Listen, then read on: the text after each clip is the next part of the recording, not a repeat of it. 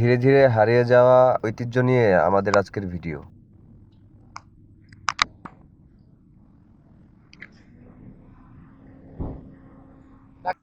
ভালোই আছেন?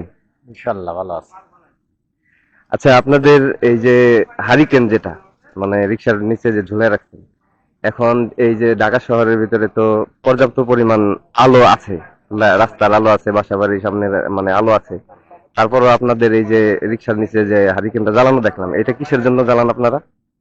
এটা মনে করেন যে ডিএস এর একটা সম্মান। হারিকেন থাকলে পারে মনে করেন যে ভালো হয়, সবকিছুতেই ভালো হয়। দূর থেকে দেখা যায় যে রিস্কে আছে, এই জন্য আর কি। মানে কিছু কিছু জায়গায় একটু লাইট কম আছে, মানে দূর থেকে দেখতে সুবিধা হয় যে এখানে রিক্সা আছে, তাই তো? হ্যাঁ, এটাই এটাই সঠিক। আর এটা কি এমনি নিয়মের মধ্যেও আছে নাকি যে এটা বাধ্যতামূলক রাখতে হবে? এই রিস্কায় মনে করেন যে হারিকেন ছাড়া ডিএস এর ভিতরে চলতে দিবে না। এটা মানে ডিএস এর ইয়ার থেকে করা মানে এটা কর্তৃপক্ষ নিয়ম করে দিছে আর কি।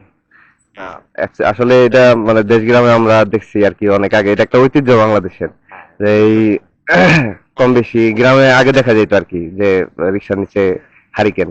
এটা আপনাদের এখানে দেখে একটু অবাক হইলাম আর কি, এই জন্য আপনাদের জিজ্ঞেস করলাম। তো ঠিক আছে, ভালো থাকবেন। ইনশাল্লাহ। ভালো থাকেন, আল্লাহ হাফেজ।